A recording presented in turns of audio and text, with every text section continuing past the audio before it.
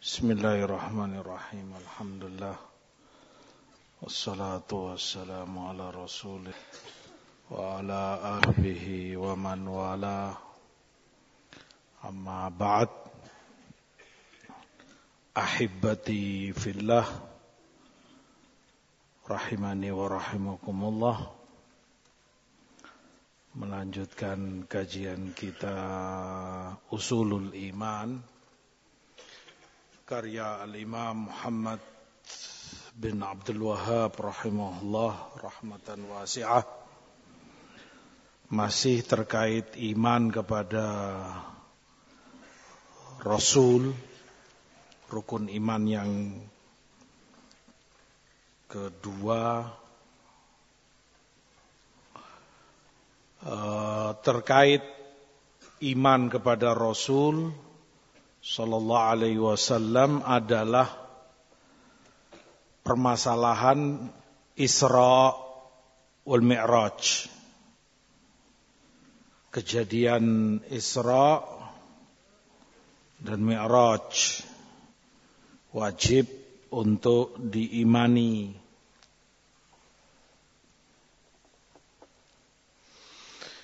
Isra secara bahasa dari sari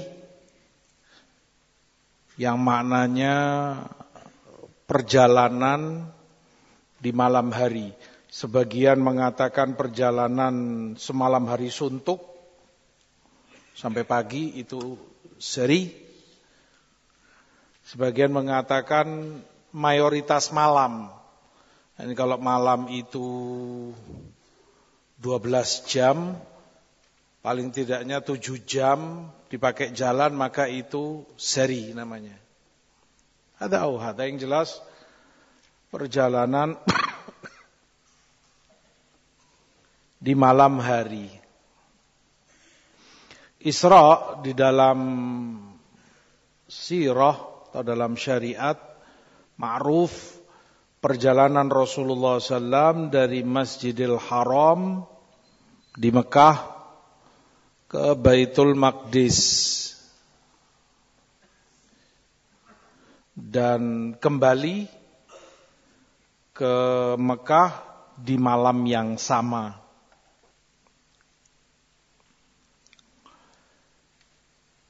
Isra merupakan ayat tanda kebesaran Allah yang sangat agung, yang Allah kuatkan Rasulnya dengan itu, dan terjadi sebelum hijrah.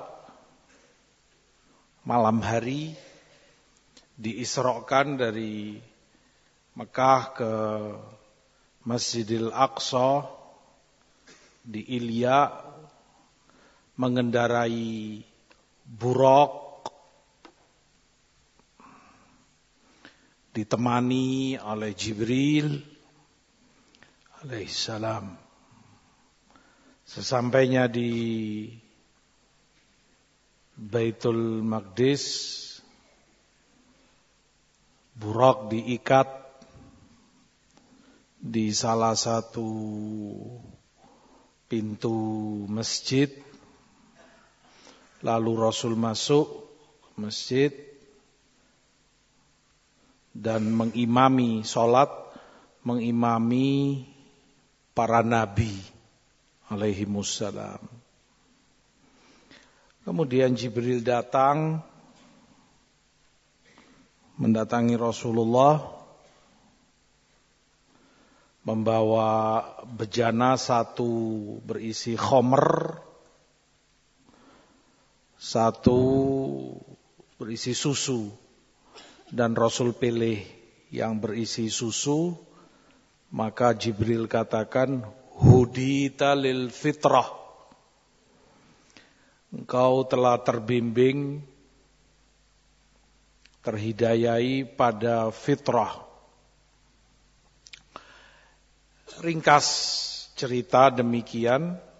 Di dalam Quran dan Sunnah tersebutkan ini di Al-Isra, bahkan surat dinamakan dengan kejadian itu Subhanalladzi asra bi'abdihi lailan minal masjidil haram ilal masjidil aqsa alladzi barakna haulahu linuriyahu min ayatina innahu huwas samiul basir.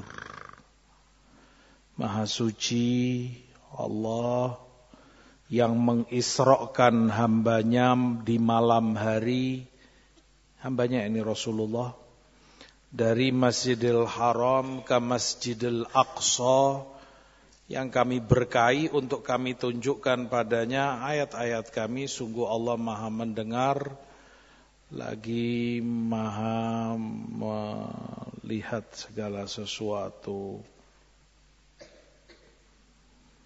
Di dalam Sahih Muslim dari Thabit al-Bunani dari hadis Anas, Rasul katakan, utitu bil buraq, didatangkan kepadaku buraq, kendaraan beliau, wa huwa dabatun abyad tawil fawqal himar wa dunal baghl. Rasul sifati buraq itu semacam binatang panjang, lebih besar dari himar, keledai, namun lebih kecil dari baghl. Baghl disebutkan peranakan kawin silang antara kuda dan keledai. Ya, ini bodinya lebih besar sedikit dari keledai. Yada'u hafirahu 'inda muntaha tarafih. Dia meletakkan, ini buraq, meletakkan kakinya di ujung badannya. Qala faraqibtuhu hatta ataitu Baitul Maqdis. Aku kendarai buraq ini sampai di Baitul Maqdis. Farabattuhu bil halaqah allati yurbatu bihil anbiya. Di Baitul Maqdis aku tambatkan, aku ikat di pintu yang di situ para nabi pun mengikat kendaraannya. Qala tsumma dakhaltul masjid fa sallaitu fihi raq'atain. Rasul katakan, kemudian aku masuk masjid Masjidil Aqsa, salat 2 rakaat padanya. Tsumma kharajtu faja'ani Jibril bi ina min khamr wa ina min laban fakhtartul laban. Kemudian aku didatangi Jibril dengan 2 bejana khamr dan susu. Aku pilih susu, maka Jibril katakan, ikhtartal fitrah, engkau telah memilih fitrah. Kemudian hadis panjang, kemudian Rasul sebutkan bagaimana beliau diangkat naik ke langit. Hadis-hadis yang menunjukkan Rasul Isra banyak, di antaranya di Bukhari, Muslim, juga di Sunan, diriwayatkan oleh kurang lebih 30 sahabat. Lalu dinukilkan dari para sahabat oleh banyak perawi. Bahkan sampai ulama sebutkan la yuhsi adadahum illallah. Enggak ada yang tahu jumlahnya kecuali Allah karena sangat banyaknya. Artinya ini kejadian ma'ruf mutawatir di umat. Banyaknya yang meriwayatkan dan menukilkan kejadian Isra, terutama tentunya a'imatuddin, para ulama dan imam-imam ad-din. Dan sepakat para ulama tentang ini dari semenjak dulu dan yang belakangan, ijma' tentang kebenaran dan adanya Isra dari Rasul SAW, bahwa itu hak. Antara lain yang menukilkan ijma' Qadhi Iyad dalam kitabnya Asy-Syifa fi Huquqil Mustafa, Begitu pula Al-Imam As-Safarini dalam Lawami'ul Anwar. Nah, dan Isra juga perlu diketahui terjadi pada diri Rasul dengan roh, nyawa dan jasadnya. Karena sebagian mengatakan kalaupun menerima kejadian Isra, dia katakan iya tapi itu nyawanya saja yang diisrakan, jasadnya enggak. Lah, ulama ahlu sunnah meyakini bahwa Isra terjadi pada diri Rasul ya dengan nyawa dan jasadnya. Memang benar-benar diisrakan. Yang kedua itu terjadi yaqadhah. Dalam keadaan beliau terjaga, bukan mimpi tidur, bukan. Kejadian beneran dan beliau dalam keadaan bangun, terjaga. Bukan sedang tidur atau mimpi. Demikian nusus yang ada dalam Quran, sunnah dan penukilan dari para sahabat dan a'imatuddin. Oleh karena itu kata Imam Ibnu Abil Izz Al-Hanafi, beliau katakan dari kejadian Isra, usriya bijasadihi fil yaqadhah. Benar-benar Rasulullah itu diisrakan dengan jasadnya dan dalam keadaan terbangun, bukan tidur, bukan mimpi. Dari Masjidil Haram ke Masjidil Aqsa. Itu pula yang disebutkan oleh Qadhi Iyad. Kata beliau, Zahaba mu'dhamus salaf wal muslimin ila annahu isra' bil jasad wa fil yaqadhah. Hampir keseluruhan para ulama salaf dan muslimin semenjak dulu meyakini Isra' itu ya dengan jasad Rasul dan dengan keadaan terjaga, bangun. Dan itu yang hak. Ini yang diriwayatkan dari pendapat Ibnu Abbas, Jabir, Anas, Hudzaifah, Umar, Abu Hurairah, Malik ibnu Sa'sa'ah, Abu Habbah al-Badri, Ibnu Mas'ud, di kalangan tabi'in Dhahhak, Sa'id bin Jubair, Qatadah bin Di'amah, Sa'id bin Musayyib, Ibnu Shihab az-Zuhri, Abdurrahman ibnu Zaid, Hasan al-Basri, Ibrahim an-Nakhai, Masruq ibn al-Ajda', Mujahid, Ikrimah, Ibnu Jurayj dan banyak yang lainnya.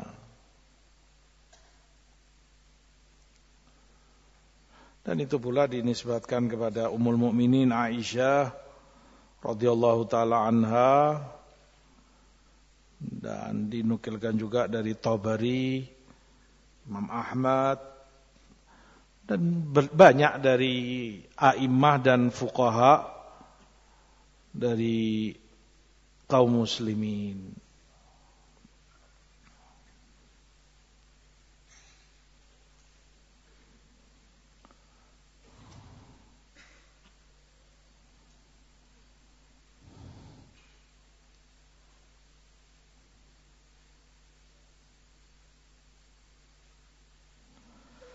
Di dalam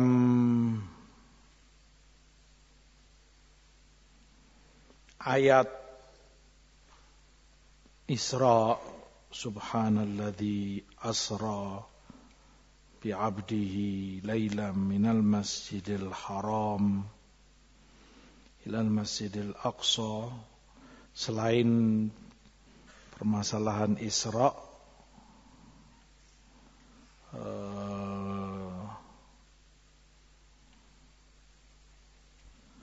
ada permasalahan fikih yang fuqaha istimbat dari ayat ini.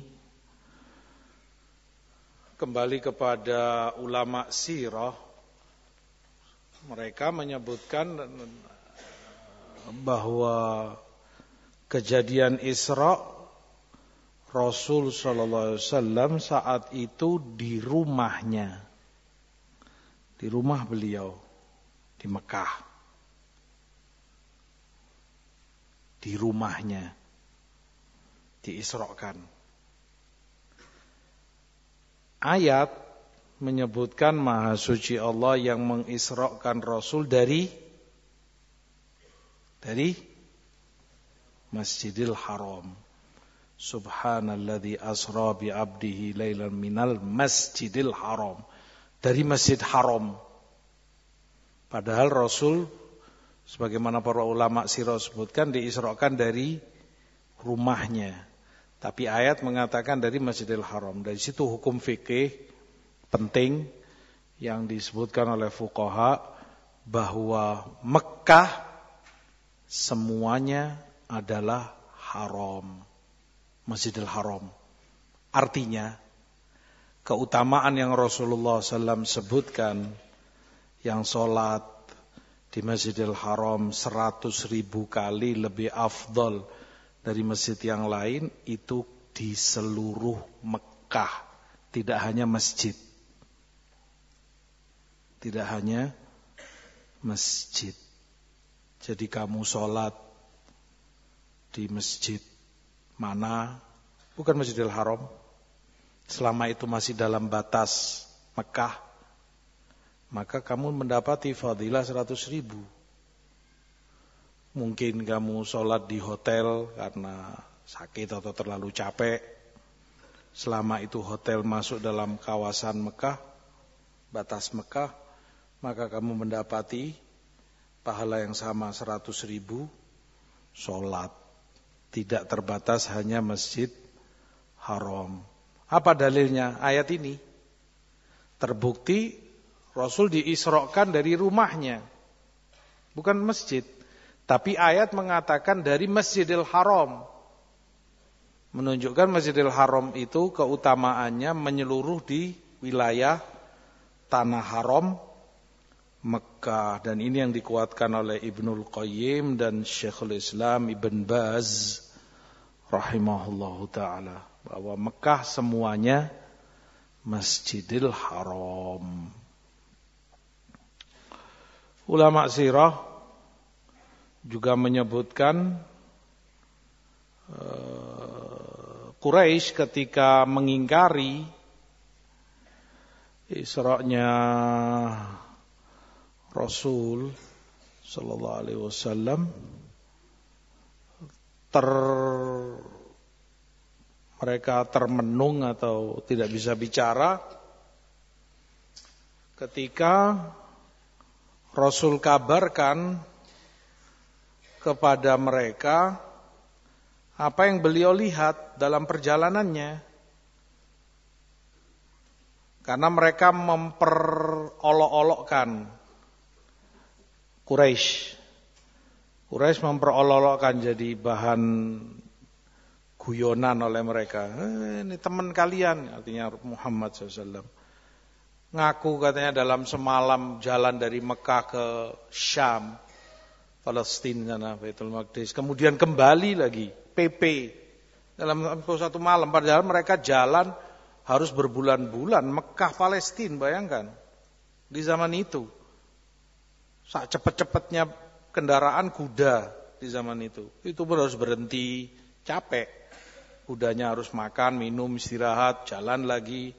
Waktu yang cukup lama. Ini dalam satu malam kata mereka.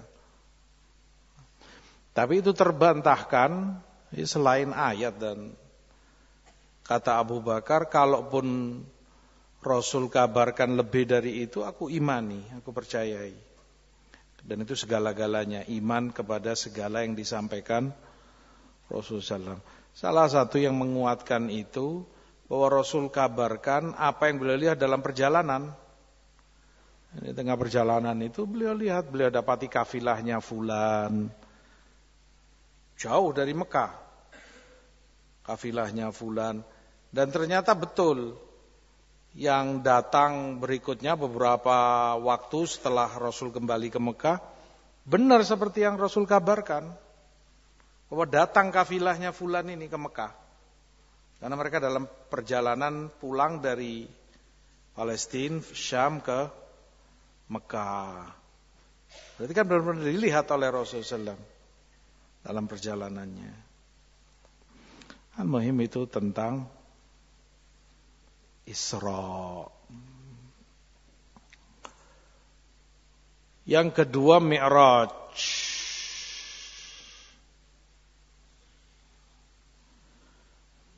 Mi'raj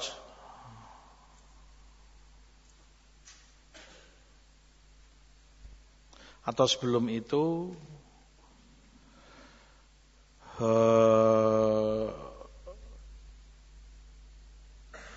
sebagian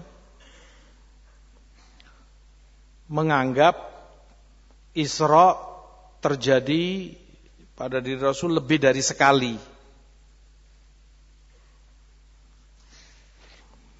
Isra lebih dari sekali terjadi pada diri Rasul SAW. Namun sebagian a'immah muhaqqiqin menolak dan membantah pendapat ini, enggak benar kata mereka. Salah satu alasan kuat yang mereka sebutkan karena berkaitan Isra ini dengan Mi'raj. Dan kita tahu kejadian Mi'raj, bagaimana ketika diwajibkan sholat awalnya 50 sholat sehari semalam ya. Kemudian Rasul turun ketemu dengan Nabi Musa. Ditanya oleh Nabi Musa, berapa kewajiban sholat Allah perintahkan padamu? Kata Rasul 50. Kata Nabi Musa, enggak akan mampu umatmu, aku sudah mencoba umat. Aku sudah pengalaman. Minta kembali kepada Allah, minta keringanan. Maka kembali Rasulullah kepada Allah, minta keringanan, diringankan sekian. Turun ketemu Musa lagi, berapa ya Muhammad? Diringankan sekian. Kata Musa, enggak akan mampu umatmu. Berat. Aku sudah mencoba umat, aku pengalaman. Kembali kepada Allah, minta keringanan. Kembali lagi kepada Allah, minta keringanan. Diringankan lagi sampai 5 waktu. Sehari semalam. Dan pahalanya menyerupai 50. Nah, berarti kan kembali kepada Allah sampai ditetapkan 5 sholat dalam sehari semalam. Di kejadian Mi'raj. Kalau kemudian dikatakan Isra itu terjadi 2 kali, lalu bagaimana dengan ini kembalinya kepada Allah Subhanahu wa taala? Sudah ditetapkan 5 kali, terjadi lagi. Lalu bagaimana dikembalikan lagi 50? Kemudian Rasul ketemu Nabi Musa lagi, kejadiannya sekali. Nah, al-muhim itu terkait sekali atau 2 kalinya Isra. Yang kedua Mi'raj.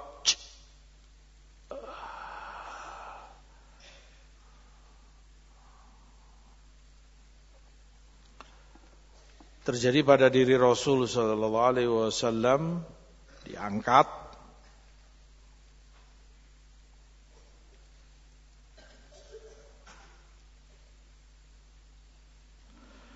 diangkatnya Rasulullah SAW juga dalam ditemani Jibril alaihissalam dari Baitul Maqdis ke langit dunia sampai ke langit yang ke-7, dan beliau melihat para nabi alaihimussalam di tempatnya masing-masing, disalami oleh Rasul sallallahu alaihi wasallam dan mereka sambut. Para nabi menyambut dan menemui Rasul sallallahu alaihi wasallam. Ini sambutan yang hangat ketika bertemu dengan Rasul sallallahu alaihi wasallam. Sampai kemudian beliau diangkat ke Sidratil Muntaha alaihi salatu wassalam. Di situ pula Rasulullah melihat Jibril alaihissalam pada ciptaan aslinya.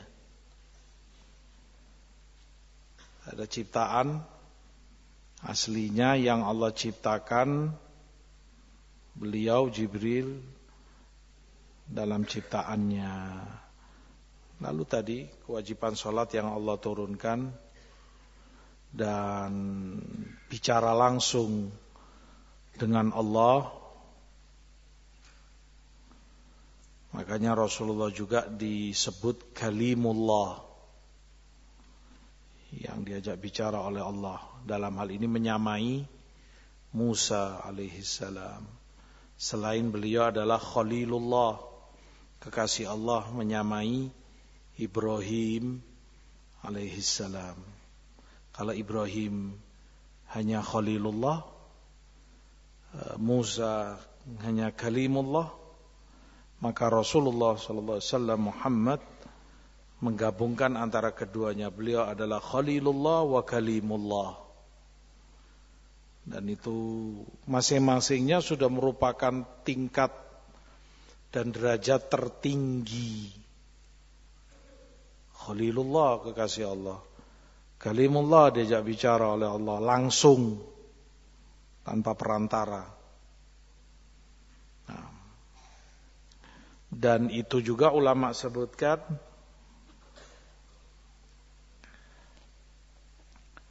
salah satu keistimewaan sholat yang tidak dimiliki oleh ibadah-ibadah lain. Karena kita tahu seluruh syariat, semua ibadah, semua syariat disampaikan kepada Rasulullah SAW melalui perantara Jibril alaihissalam. Kecuali sholat, langsung Allah sendiri yang perintahkan, langsung Allah sendiri yang sampaikan kepada Rasulnya. Tadi kejadiannya, langsung aku wajibkan 50 sholat. Turun ke Nabi Musa, gak mampu, kembali kepada Allah minta keringanan. Aku turunkan sekian, sampai 5 sholat. Dan itu keistimewaan sholat. Gak ada ibadah seperti ini. Langsung Allah sendiri yang sampaikan. Satu, menunjukkan pentingnya sholat dan besarnya makna ibadah sholat ini dalam Islam, dan cintanya Allah terhadap sholat ini. Sehingga Allah sendiri yang menyampaikan, tidak melalui perantaraan Jibril, tidak seperti ibadah-ibadah yang lain. Kedua, disampaikan di tempat tertinggi yang pernah dicapai manusia. Disampaikan perintah sholat ini di tempat tertinggi yang pernah dicapai manusia, Sidratil Muntaha. Tidak ada ibadah lain yang seperti ini. Semua ibadah disampaikan di bumi, di bawah, di muka bumi. Kecuali sholat, disampaikan di tempat tertinggi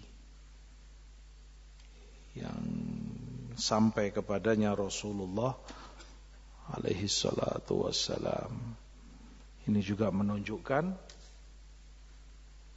penting dan tingginya ibadah sholat.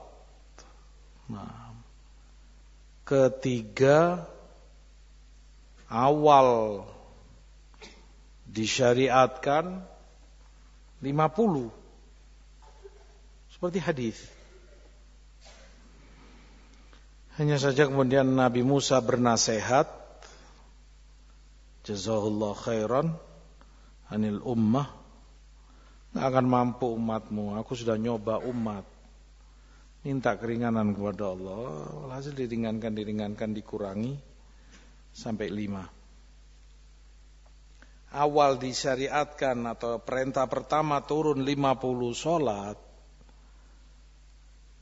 jelas menunjukkan betapa sangat cintanya Allah dengan sholat ini. Sampai Allah inginkan di kali yang pertama 50 sholat sehari semalam. Karena Allah sangat cinta, sangat senang dengan ibadah sholat ini. Makanya Rasul katakan, aqrabu ma yakunul abdu mir rabbih wa huwa sajid. Paling dekatnya seorang hamba kepada Rabb-nya saat dia sujud.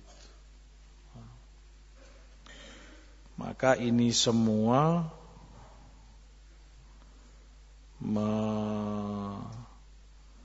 mengingatkan kepada kita untuk lebih peduli, lebih perhatian kepada sholat. Rukun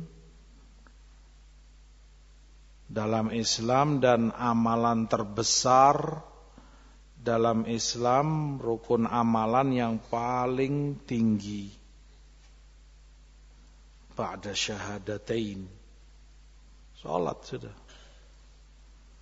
Begitu orang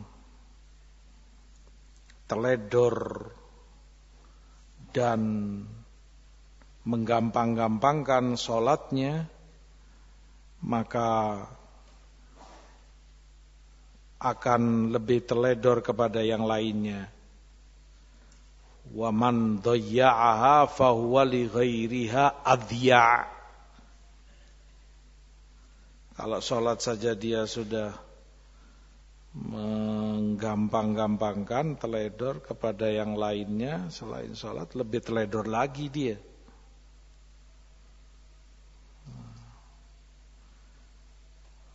Wajib setiap muslim dan muslimah menjaga dan benar-benar memperhatikan sholat ini di atas segala-galanya.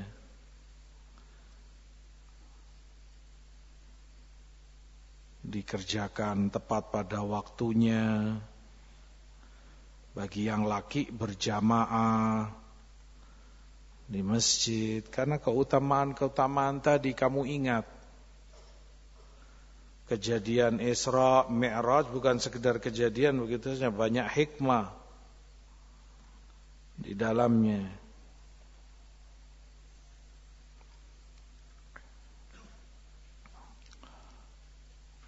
Dalam Quran terkait Mi'raj, Allah sebutkan di An-Najm dari ayat 12, afatumarunahu ala ma yara wa laqad ra'ahu nazlatan ukhra 'inda sidratil muntaha 'indaha jannatul ma'wa idh yaghsha sidrata ma yaghsha ma zaghal basar wa ma tagha laqad ra'a min ayati rabbihil kubra.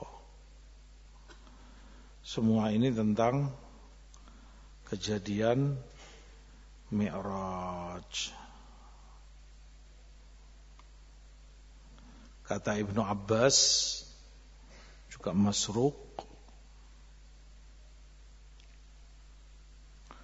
menafsirkan ayat idh yaghsha sidrata ma yaghsha, ketika sidrah muntaha itu ditutupi dengan sesuatu yang menutupinya. Kata Ibnu Abbas, ghasyiyaha firashun min dhahab, ditutupi dengan selambu atau permadani dari emas. Itu yang menutupi sidrah. Al-muhim itu kejadian istimewa yang Allah muliakan dengannya Rasulullah SAW. Rasulullah katakan dalam hadis, "Tsumma urija bina ila sama." Kemudian kami diangkat ke langit, Mi'raj. Fastaftaha Jibril, Jibril minta izin untuk melewati langit. Faqila man anta? Ditanya Jibril, siapa kamu? Qala Jibril. Ya Jibril, aku Jibril. Qila wa man ma'ak? Ditanya lagi Jibril, siapa yang bersamamu? Qala Muhammad. Jibril jawab, Muhammad bersamaku sallallahu alaihi wasallam. Qila wa qad bu'itha ilaih? Ditanya, apa sudah diutus Muhammad? Nah, qala qad bu'itha ilaih. Jawab Jibril, sudah diutus jadi nabi, rasul. Fafutiha lana fa idza ana bi Adam farahabahi rahababi wa da'ali bi khair. Maka dibukakan pintu langit dan di situ aku temui Adam alaihi salam dan beliau menyambutku dan mendoakan kebaikan untukku. Terhib. Ya layaknya kamu kalau ketemu ikhwah atau saudaramu dari jauh atau lama enggak ketemu, disambut.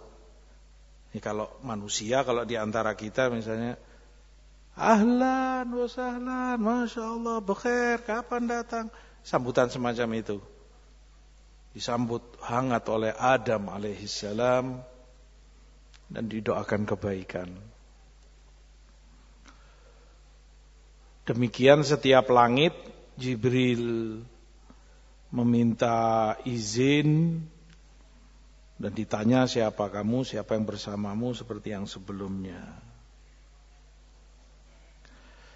Kata Rasulullah, "Tsumma dhahaba bi ila sidratil muntaha." Sampai kami pun diangkat terus menuju sidratil muntaha. Fa idza warukuha ka'adhanil fiyalah. Di sidratil muntaha dedaunannya besar seperti telinga gajah. Idza thimaruha kalqilal, dan buah-buahnya seperti kendil. Kendil apa kendil? Lampu-lampu yang gantung itu. Buah-buah di sidratil muntaha. Qala falamma ghasyiyaha minallah ma ghasyiyaha taghayyart. Tapi kemudian ditutupi tadi Ibnu Abbas katakan dengan permadani dari emas. Fama ahad min khalqillah yastati'u an yan'ataha min husniha. Rasul katakan tidak akan ada satu makhluk pun dari makhluk Allah yang bisa mensifati keindahannya, yang bisa menyampaikan keelokannya, karena sangat indahnya, sangat eloknya. Nah, kita imani demikian, jangankan sidratil muntaha, jauh dan jauh berlipat-lipat ganda di bawah itu dari keindahan dunia. Kadang orang begitu, ya kan? Kamu kalau misalnya ditanya, kamu habis dari mana? Dari sana air terjun apa, atau dari taman kebun apa gitu. Ya apa? Bagus. Wah, sudah masya Allah pokoknya. Lah ya apa sifatnya? Waduh, nggak bisa cerita saya. Karena sangat indahnya, nggak bisa menyampaikan dengan kata-kata. Itu baru dunia. Kadang karena terlalu indahnya, begitu sangat bagusnya, sudah orang berkata begitu. Makanya Rasulullah katakan, Sidratil Muntaha tidak akan ada makhluk yang bisa menceritakan keindahannya.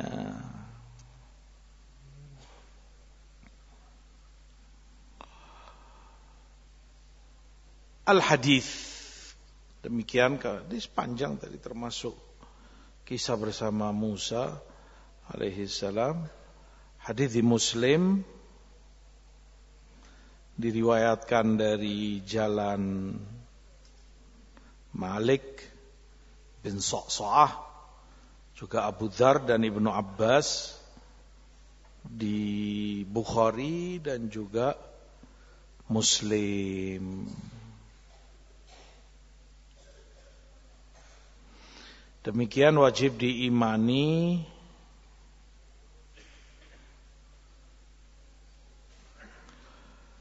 keistimewaan dan kemuliaan yang Allah berikan kepada Rasulnya dengan kejadian Isra dan Mi'raj.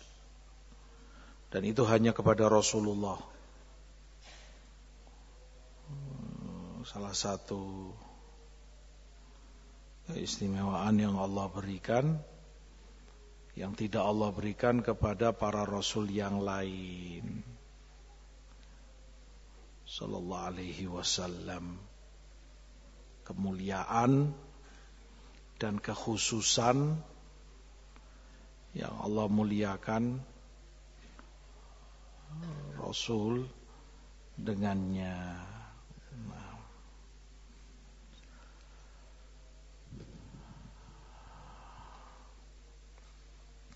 Itu terkait Isra Mi'raj. Waffaqallahu al-jami' lima yuhibbu wa yarda. Wassalatu wassalam ala Rasulillah walhamdulillah.